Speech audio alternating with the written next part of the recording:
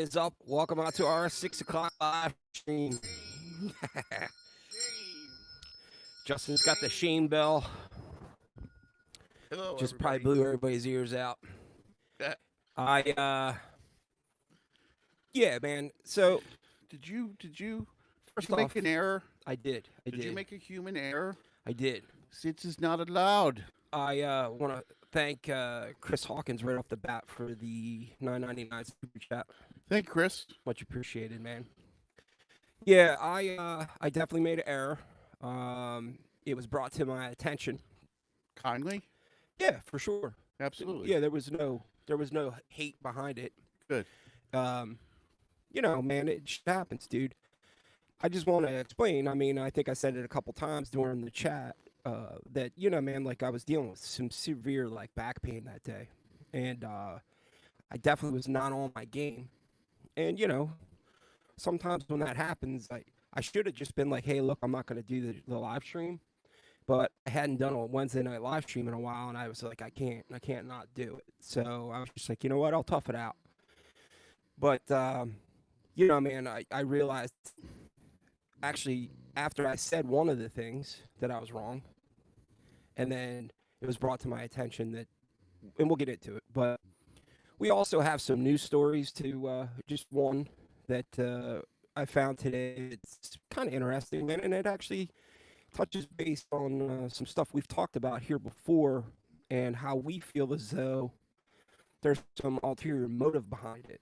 And, we'll get into that in a minute. Just wanted to get everybody a chance to get in here, man. It's good to see you all. Good to see the usual suspects.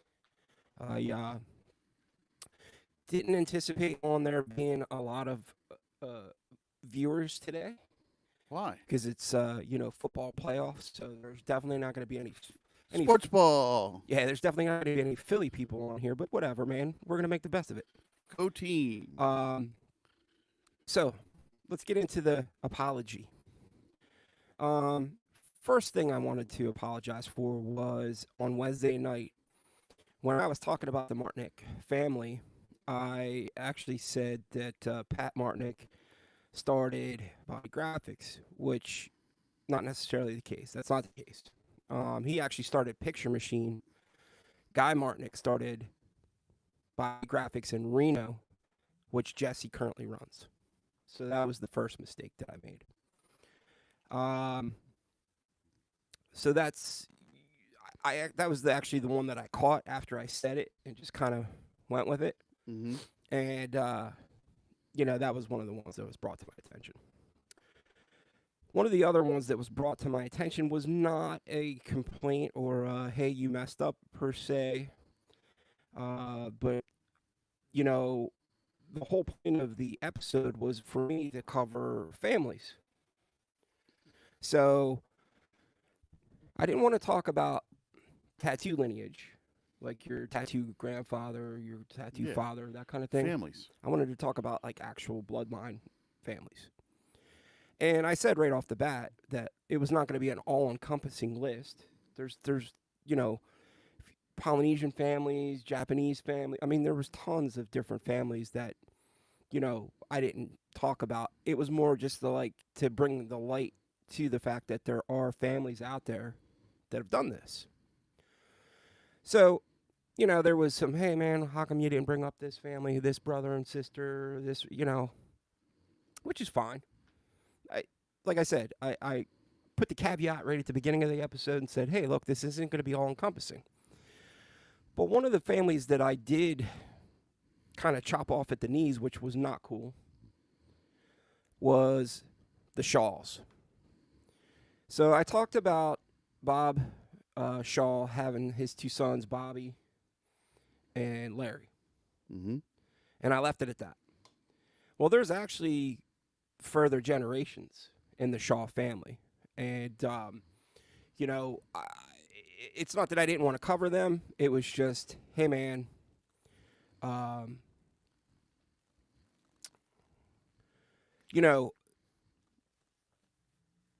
you left them out. Yeah.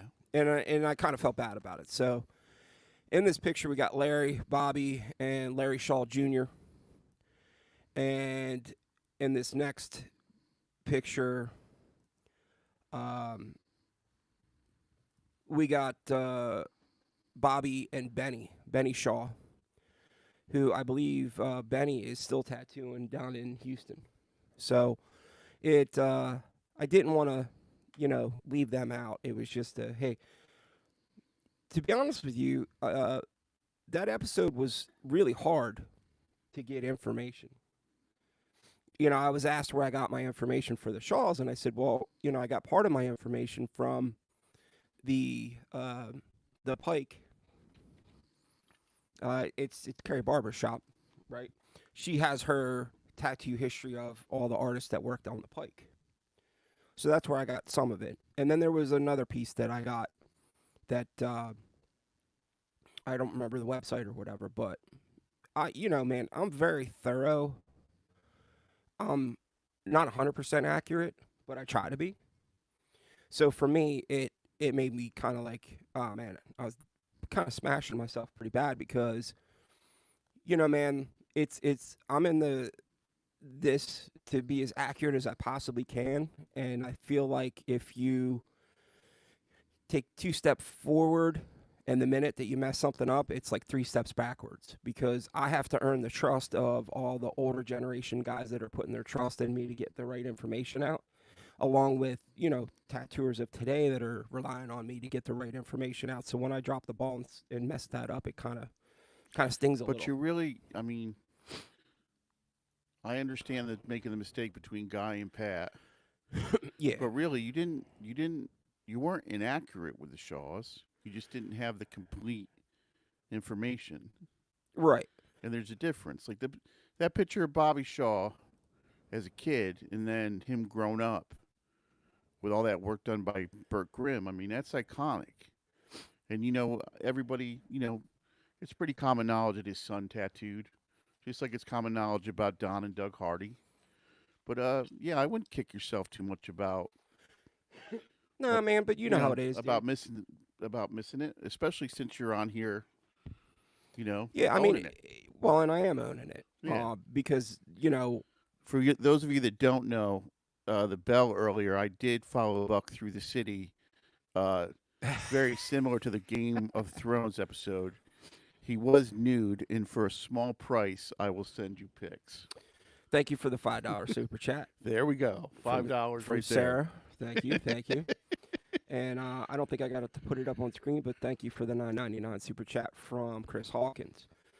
You know what I want to do now is I want to go on my picture shop program and picture shop our faces on Cersei and that weird nun from Game of Thrones. Yeah, well, so I wanted to kind of like, it's not fair to Benny and Shaw Jr. and stuff like that. So I just wanted to be, up on my shit and make sure I was, covering it and saying, hey, look, I messed up.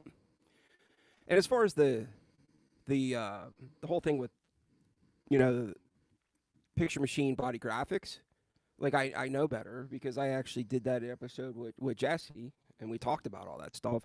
And that was one of the things, like as soon as I said it, I was like, ugh. But, man, you get on a roll, dude. And, nothing for nothing, but you can actually see me in that episode. I can't even sit still, dude. My back was so bad that day. But I don't know if there's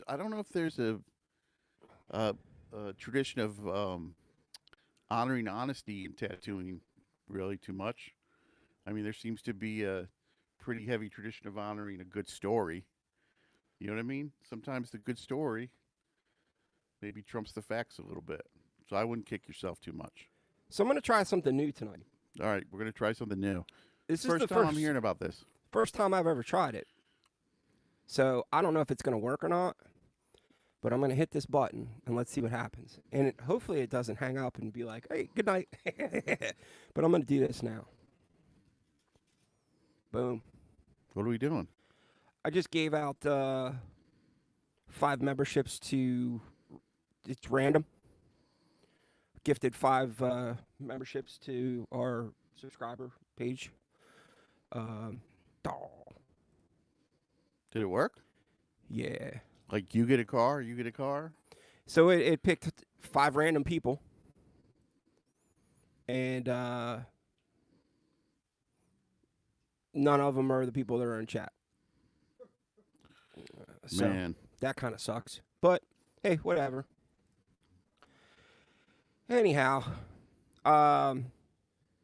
it was worth a shot, right? And I can do that a couple times a month. So Bill O'Connell with the $5 super chat. Thank you, sir. Thank you, Much Bill. appreciated.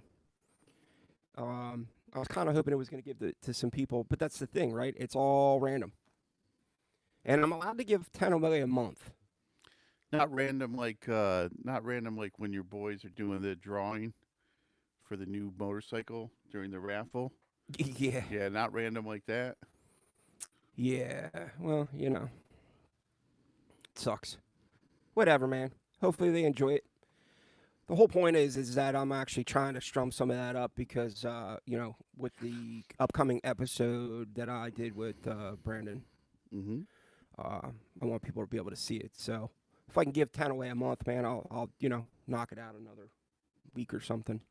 We'll bust it out and see what happens, and hopefully some people that are in here get it. But anyway, all right, I think that's enough apologizing for tonight. I know the majority of the people that watch this are like, hey, man, shit happens. It's cool. But, I was enraged. There was people out there that actually, mean something. And they were like, hey, man,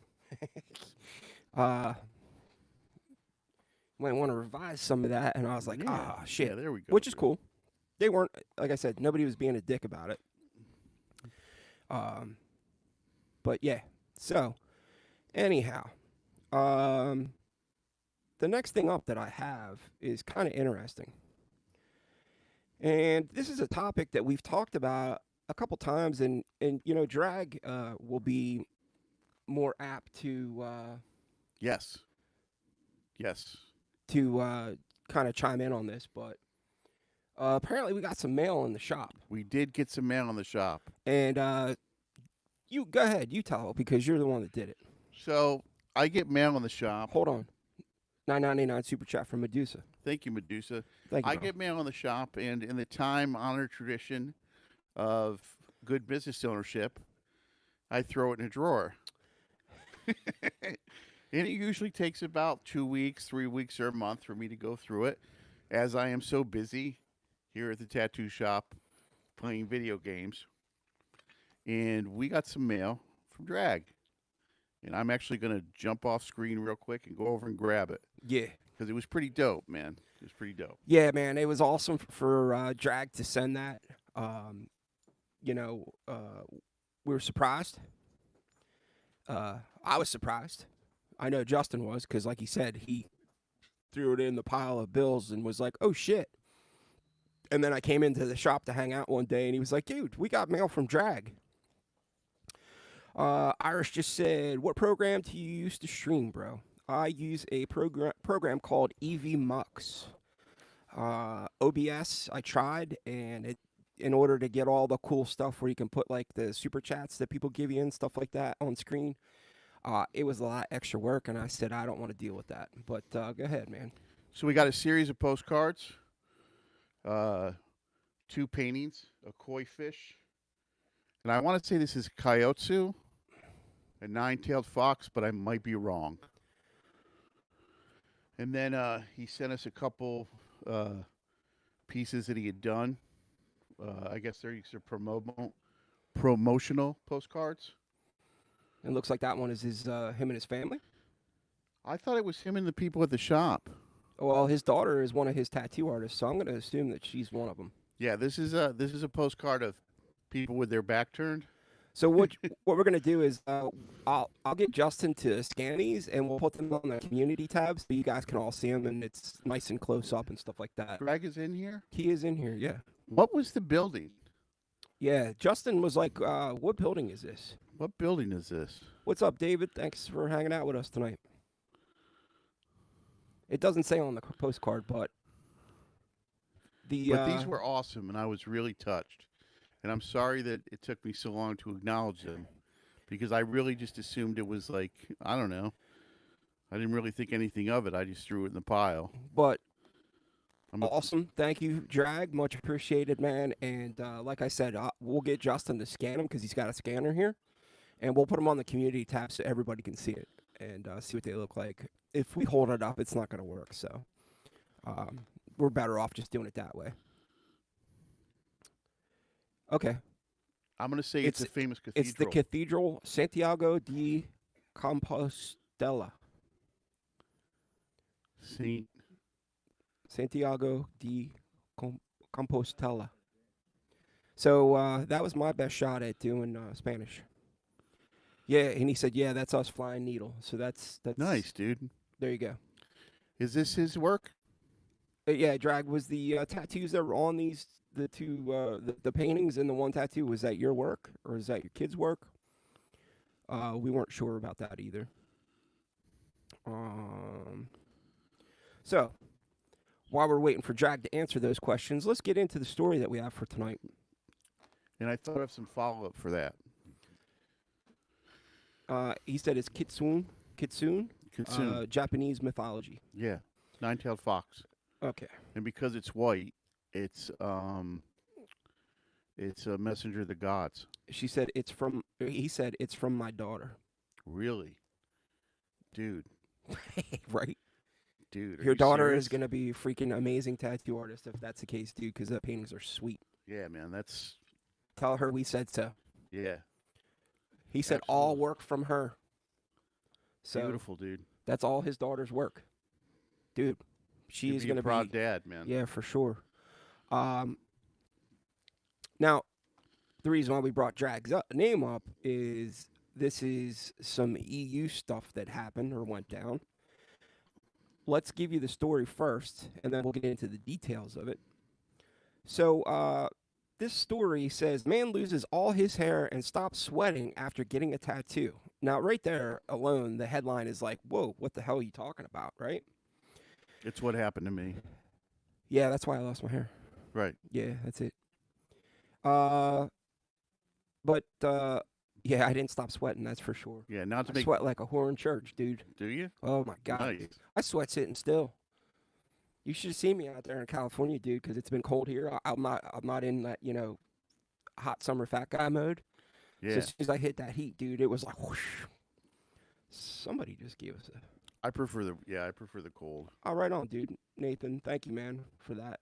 Thank you, Nathan. He just gave another... He's been knocking them out. An Irish got it. There you go, dude. So finally, somebody got it. Nathan gifting the memberships. Much appreciated, man. Anyway. A Polish man suffered total hair loss and sweating after getting a tattoo, according to a new study that calls for better regulations of body ink composition. So let me just say right off the bat that the other article, there was 3 or 4 articles that had kind of the same headline that talked about this. And this is the one that says calls for better regulation of body ink composition.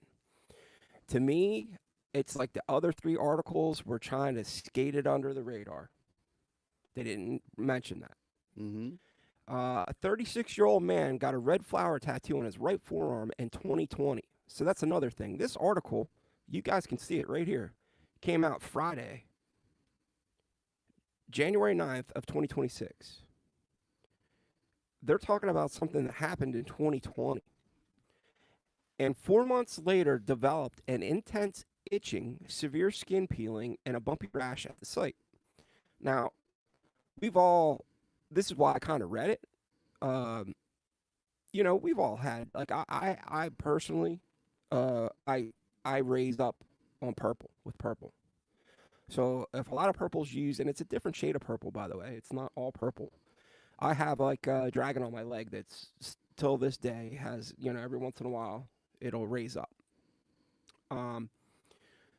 He had a bad inflamed skin coverage, more than 90% of his body, and complete hair loss on his scalp and torso.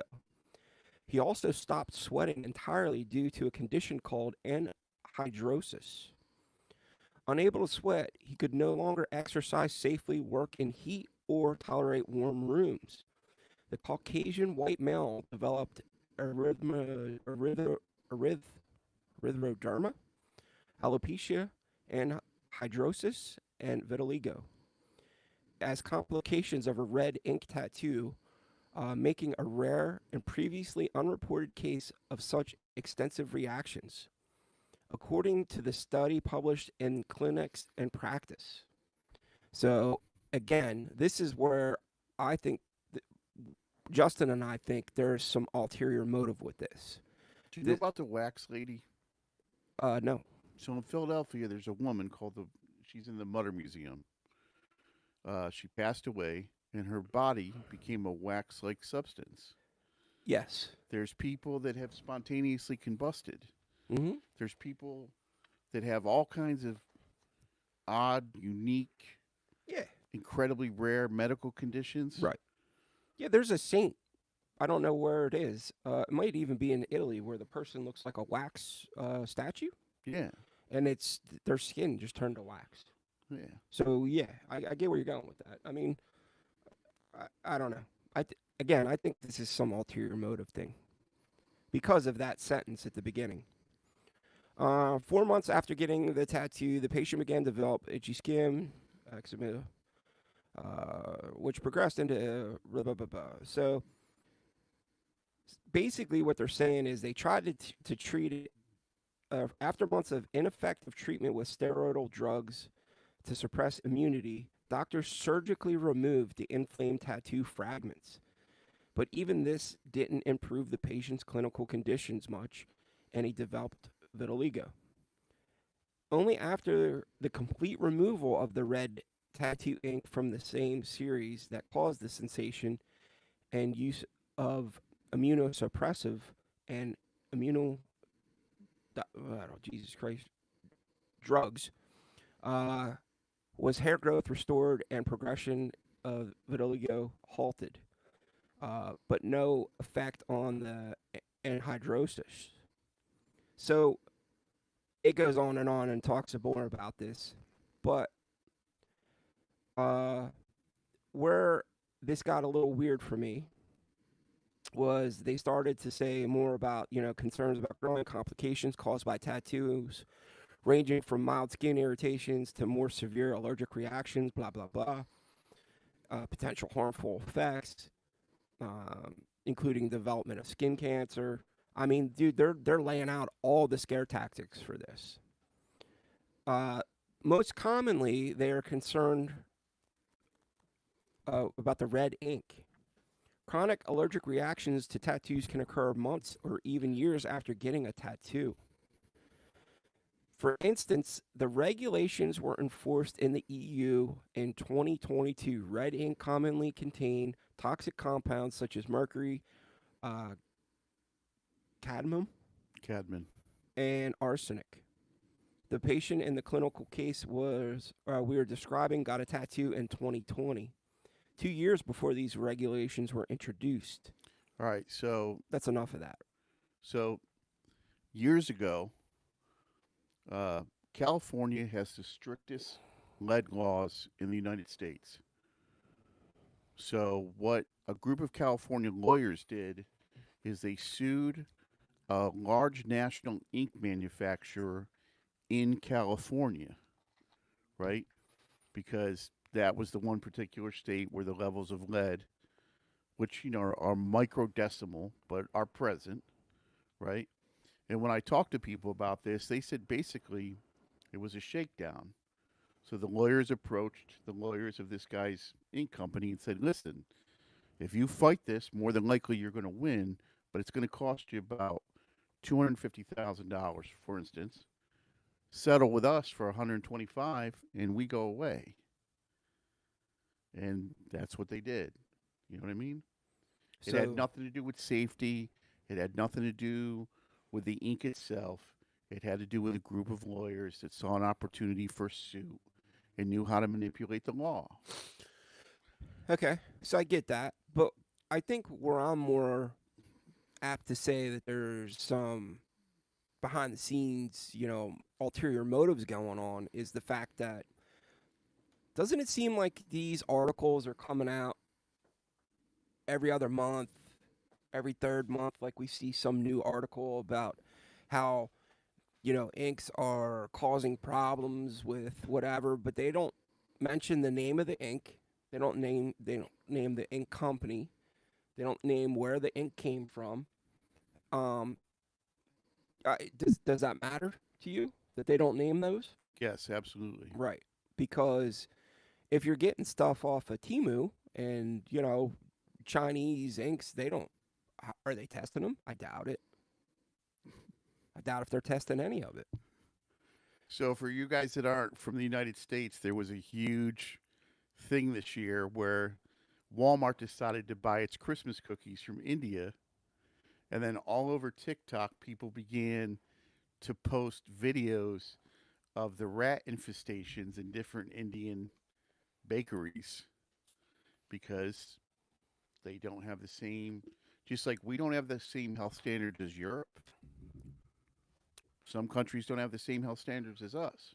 Right. So if you're getting, if you're getting ink that's produced in a country that isn't really, doesn't have a lot of legislation about what it puts into its food or other products, and you're going to get what you're going to get. Right. So, but the thing is, though, is The reason I brought up the suit was because it's an example of corporate manipulation there you go. of a mom and pop industry. Right. And that's where I get pissed off Yeah. because there are people that have top-notch inks. Eric Perfect with his Cadillac tattoo ink. Yep. I know Tattoo Tony got good, real solid ink. Girl, mom's dynamic. Right. Yeah. So I mean, I was trying to stay away from the bigger companies, but I'm just Yeah. saying, like, there's plenty of good ink supply companies out there. And the thing is if they continue to put all these stipulations, regulations, which look, we all know they need regulations, right? We don't want anybody getting sick, but we don't need big companies muscling the little guy out of it either. I mean, already in Europe, they have to use single. Like in America, I can use a ink bottle with individual caps. Right. In Europe, they have to use single. They have to use. I'm going to say ampoules. Yeah, of ink, which means like a little squirt of one ink at a time. Yeah. So, Drag said we can't use ink from Temu. Poland is EU too. So yeah, he's saying reach Europe in 2020 and again in 2022, all regulated now. Yeah, incredibly regulated. Right. Right. So, does that mean that Drag couldn't buy Eric Perfect's ink? If he got popped using it, if Okay. there was a health inspection. So what constitutes the proper ink? You know what I'm saying? As Well- far as the supply. So like he has to buy from like Eternal or Dynamic or I'm not sure, but I don't know if it's an approved list of vendors right. or if it's any vendor that uses the single use system. Okay. I'm not sure. I just don't I mean I hate to see the mom and pop stuff disappear. So like on that I hadn't thought about this, but this week I got a visit from a rep for a company that wanted me to hook up with Amazon on a business account. And while I was getting the pitch from him, so strictly speaking, nobody who's a serious tattooer is going to buy machines or inks from Amazon. Machines, inks, needles, cartridges, you know what I mean? Those are still within the billowhack of the small independent companies. Mhm. But the paper towels, the clipcord wrap, the all the different medical supplies, the stair tapes, that's all available on Amazon now. And it's, it's less expensive. Okay. Usually by a couple dollars. And I couldn't help but feel like this is another way that Amazon is backdooring its way into an industry. Because if you're a tattoo supply house and you sell both medical and tattoo supplies, and suddenly a third of your sales is taken out because people aren't buying the medical stuff from you anymore, Right. that's going to put people out of business. Well, so Drag said the ink has to be tested and certified from EU. So whatever company, out there has to go through all the certification process. So I'm assuming much of the bigger companies have done that. They did their due diligence, got certified through EU, and boom. But I just thought it was an interesting story. Man, I heard about like people getting raised, Yeah, there was a skin. bad batch of red that went around decades ago. Really? Yeah, yeah. See, so for me, Gave people elephant skin. like the only color I've ever had an issue with was purple. So I got tattooed when I was first getting tattooed. I worked one summer outside doing landscaping. If you've ever done landscaping, you know that you go from pasty white to sunburned, suntanned like within days. Well, Because mine would be burnt, but yeah, yeah, so suddenly you're out there every day, right. 10 hours a day in the sun. And so some of the ink in some of my older tattoos did get a little funky and raised when my skin got burnt repeatedly after days and days. Yeah, But yeah. I mean, so it's more subtle, but it's the same thing. Like with the supply companies. I mean, what are we going to do when the big manufacturers, put the small guys out of business? Right. Well, and then they're going to set the price, and then everybody's going to be paying an arm and a leg for it. Like, so Drag said only the big ones have ink over there because it costs too much money to do all the certifications and stuff. So this is it's like treading on thin ice because I don't want to offend anybody or push anybody's buttons. But for years, people used Pelican and Indie ink, Mm-hmm. right? That's what people used. And there wasn't this huge outbreak of infections from the Pelican and the Indian ink. I mean, in penitentiaries, they melt chess pieces or use boot black. Like the human body is capable of fighting off infection. It's a pretty amazing machine when it comes to healing itself. Right. And that's not a call to be careless with your medical precautions in tattooing, but maybe it's a call to not be, I don't know if we need to bathe everybody in hand sanitizer.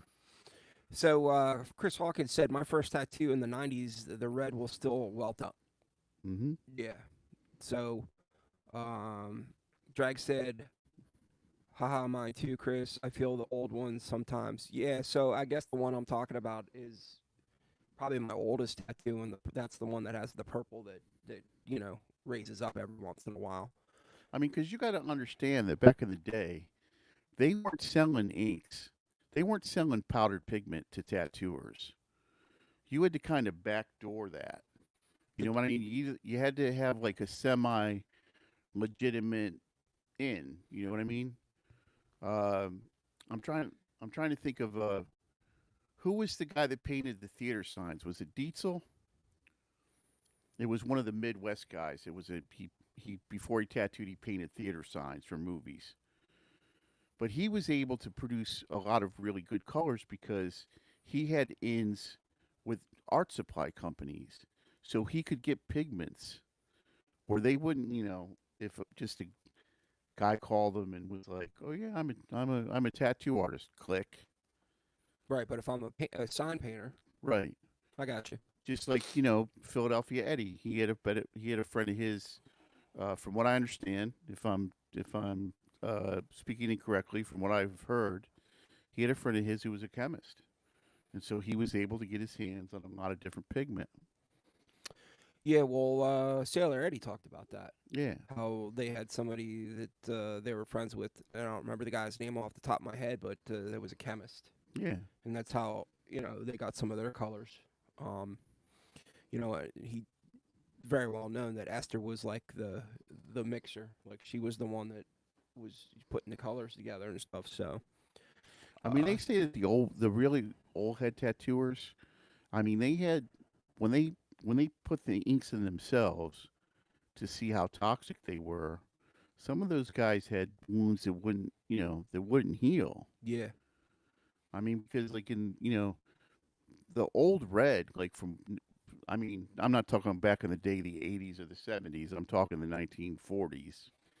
Actually had mercury in it. Yeah. It was like poison. That's why they would only do like red eyes. Voodoo said the only color that welts up on me is white from prolonged sunlight exposure. So, um, I've heard people say brown. I've heard people say red. I've heard people say white. Like I said, I got purple. Um, I think it just depends on the person. There's something about those colors that doesn't sit right with you for whatever reason. But I haven't really heard of anybody up like recently that's happened to.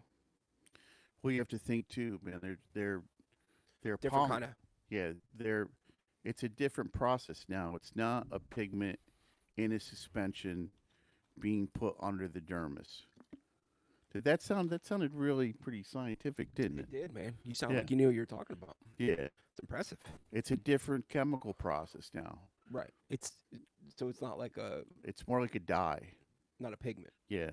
So there was a time when the colors in the skin were particles of pigment underneath the dermis, right? But now with the advent of the new colors, it's more like a dyeing process. It actually turns your skin a different color. And we got, now obviously we got tons of crazy colors. Yeah. Nothing that yeah, Voodoo said that's on a 30-year-old tattoo. So that's, that says something right there. I mean, But you know what the joke with the colors is? And I mean, I see these tattoos where they use 7 different tones of blue, okay. right? And I can't help but think within a decade it's going to be blue. The 7 different tones of blue that are put next to each other. I'm not talking about like gradiated super light blue to a dark blue. I mean, almost identical kinds of blue layered into a tattoo. Right. That's going to turn blue. That's going to be one blue eventually. That's just the nature of tattooing and the nature of the dermis. Right. So, I mean, I think that's why, the older guys stuck to Yeah. this many colors. Yeah. Obviously, a lot of that was, before a lot of the newer colors were invented, so to speak. But I mean, I think tones are more important than colors.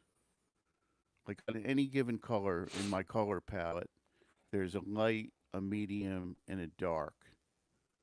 Right? And but I won't like put 2 medium greens, for instance, next to each other.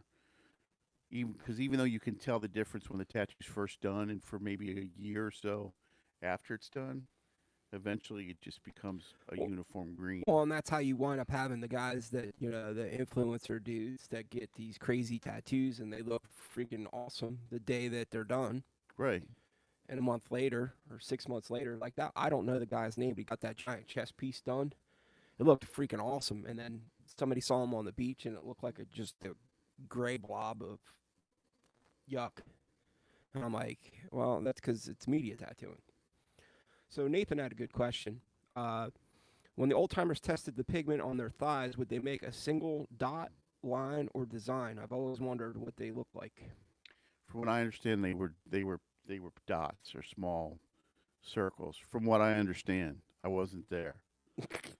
Justin's old, but he ain't that old. Yeah, but I mean, I got to say that you have to make at least like a dime size. Yeah, I got to say, if I was going to test a new pigment on my leg, I probably wouldn't be putting like a huge rose on there.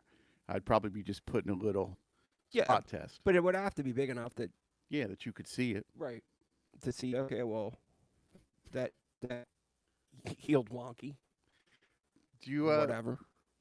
I mean, now we would view them as horror stories, but there's old stories about guys that would run the machine across their hand before every tattoo to make sure the needles were sharp.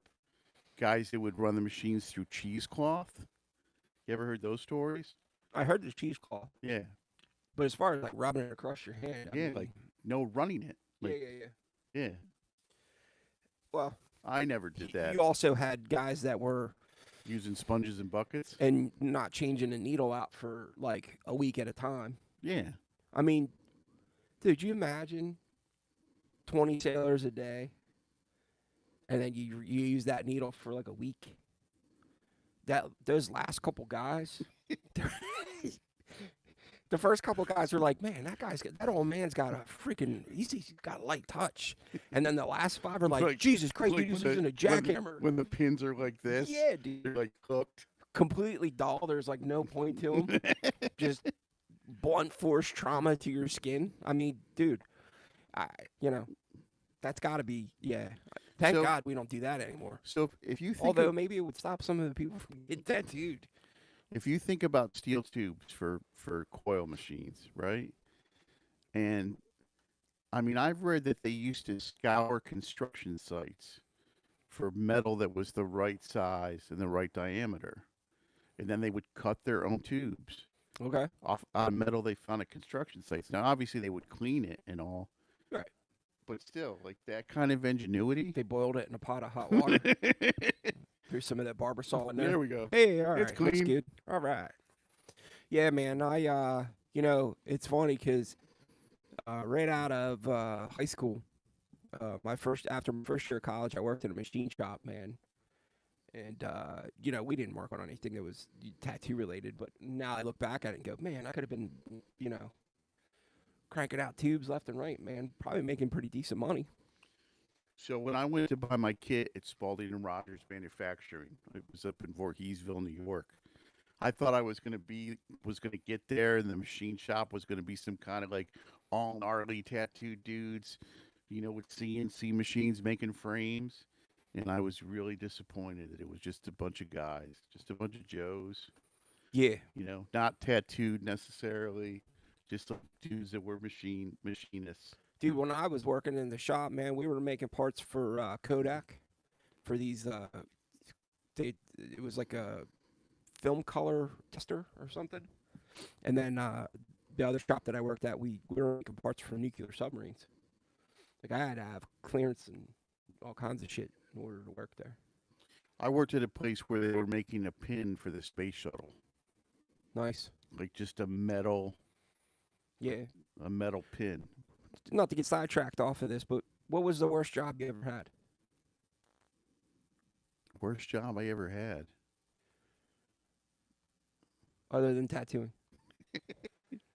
How did you know? I worked fast food at different points. That was your worst job? Yeah, that was my worst job. What about you? So I worked at it was right outside of Pittsburgh. It was a plastic injection molding plant. I would think any job in Pittsburgh would suck. Hey, dude, Pittsburgh's my hometown, dude. I love Pittsburgh. I'm not saying Pittsburgh's a bad place. I'm just saying it looks kind of gray. It's all industrial, for sure. Well, it was back then, not now. It's all white collar now. It's all like white collar jobs. But I worked at this plastic injection molding shop, right? And I got the job, and it was June, right? So the summer's cranking, and I worked from 7P to 7A in this. And I was definitely the youngest dude in there, right? And I would go into work. I'd be driving my Datsun 210, no air conditioning, windows rolled down, sweat my ass off. Yeah, 440, man. With the fake leather seats.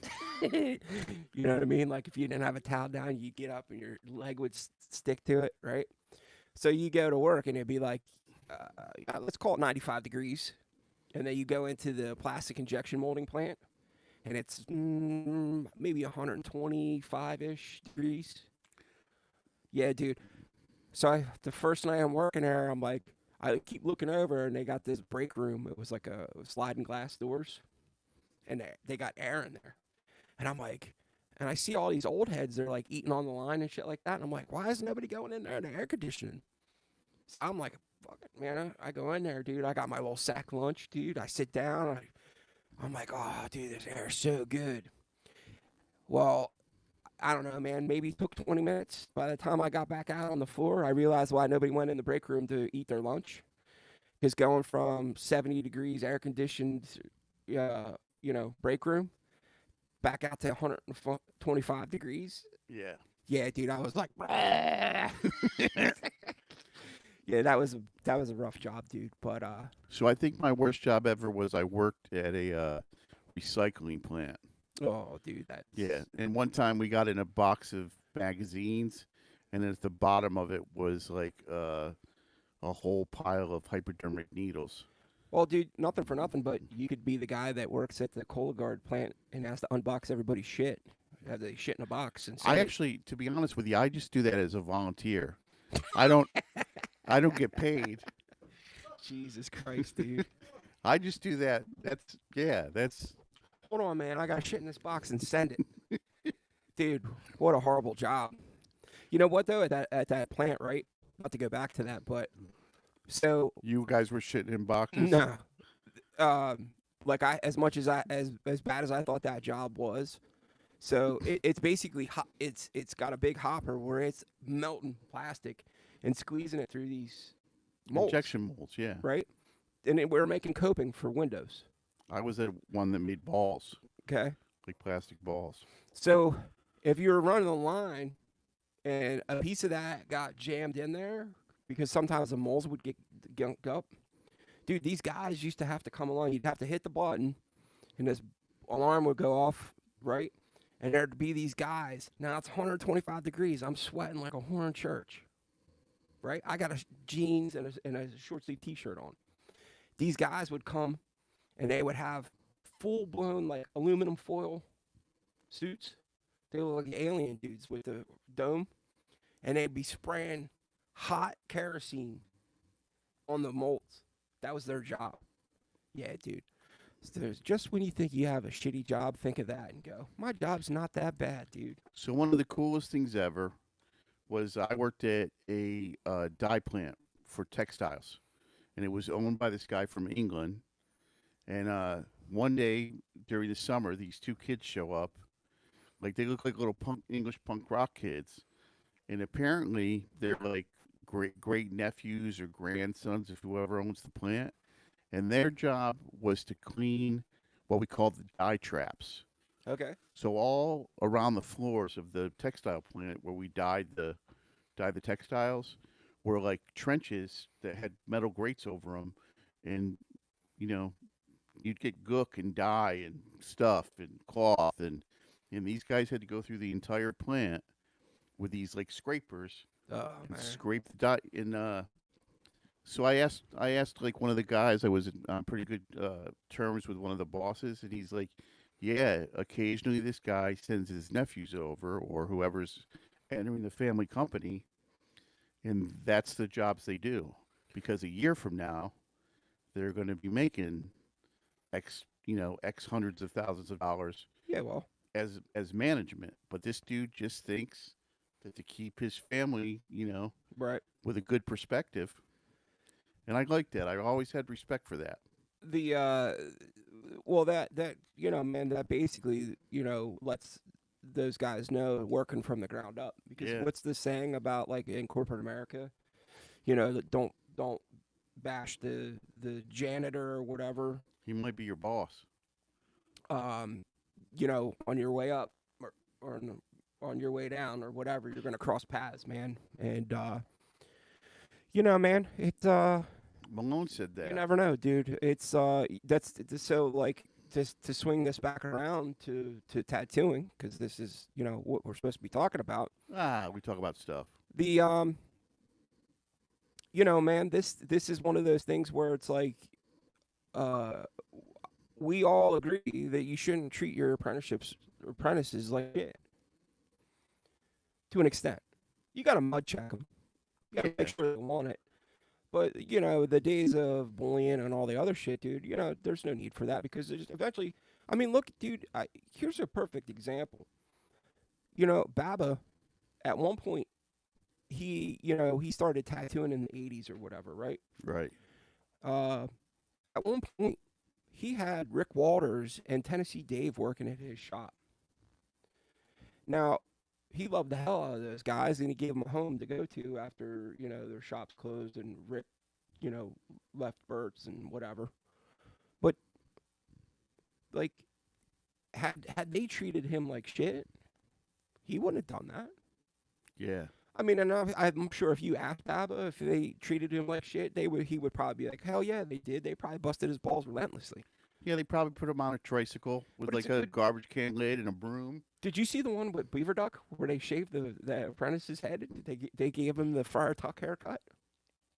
No. I think it was a joke, but Mm. it was pretty funny. Drag said another thing with this cathedral is the end point from the pilgrimage St. James. Very famous, I thought. There is uh, not a not missing one stone. I was walking with my daughter this route a few times. He's talking about that cathedral. About the cathedral. Yeah. Chris Hawkins said, I don't agree with straight up bullying, but we lean on ours to see if we can trust them. Yeah, man. I mean, like, you got to mud check people. You got to really, you know, do they really want to do this? Do you really love it enough to want to do it? But I'm right there with you, Chris. There's no need to, you know, abuse people. I don't think. RC said that our feed is like blurry and freezing. I know it was at the beginning, but is it fixed? Are we good? Has anybody seen any issues? Let me know in chat real quick.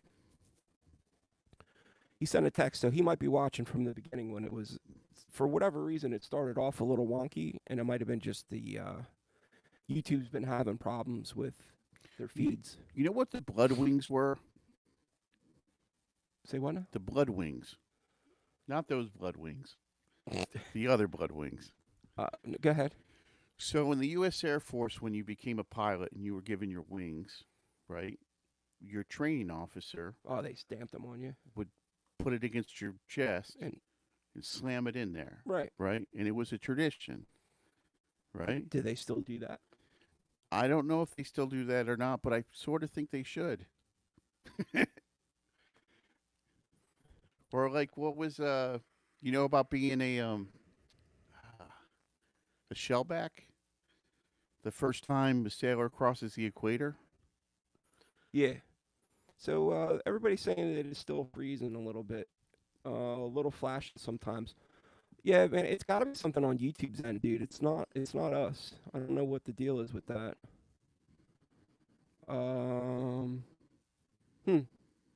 I don't know, man. If it gets too bad, just let me know and we'll knock it off early.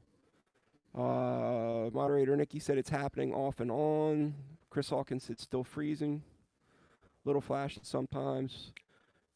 Mikhail said late to the party, but I made it. Right on. Thank you for hanging with us. Sound is perfect though. So, I don't know what's on that. So it's should they have to earn anything? Should people have to earn anything anymore? Are you asking me? Yeah. Yeah, absolutely. I mean, I don't think that. Like, I don't think apprentices should be made to feel unsafe ever. At all. Right. But I mean, let's bring it back to football, right? We said, hey, look, you know, it's going to be a little light tonight because there's people watching playoffs. It's very rare that a kid comes out of college and starts in the NFL. It's very, very rare that a kid comes right out of high school and starts in college football. Some of that has to do with safety because, you know, get this shit knocked out of you. You're an 18-year-old kid, bunch of 22-year-olds, big dudes. Did you ever get rocked when you were playing football? Yeah. I got so this is one of those shows where we veer off from tattooing a little bit. Yeah, I played defensive tackle, and so the guard pulled, so there was nobody standing in front of me, and I was like, oh yeah, dude, I got a straight shot to the quarterback. Well, the guard swung around, dude, and came from the side and blasted me, dude. It hit me so hard, my helmet came off. He waterboyed you? He decleated me. He waterboyed you? My feet were not on the ground. Wow. And I don't remember that. I just remember waking up on the sidelines with smelling salts and just going, and I had a headache for probably a couple days. Did we win, Coach? Yeah, Did we win? But you know, man, there's other areas of my life where I had to kind of do an apprenticeship, and you know, There was times where you hated it and you were like, "Fuck this, I want to quit," and other times where you're like, "Eh, you know." But you got to make the best of it, dude. It depends on how bad you want to do it. Um, Chris Hawkins said I was treated like shit and didn't like it, obviously, but you need to be tested. There you go. And I think if you're a certain age as a tattooer, you were being apprenticed either by or around dangerous people. I mean, they were dangerous people. You know what I mean? Yeah. I'm kind of bummed out that the stream is freezing and shit, but I don't know. There's nothing I can do to fix that. Um, See, the reason I was thinking about that book was the whole like, there's the new shop that's offering the nerve blocking now, and I don't understand. I don't understand when tattoos uh, became something that wasn't supposed to be painful. That they became something that wasn't supposed to be earned. yeah, the thing is, man, Like getting tattooed sucks. yeah, for sure.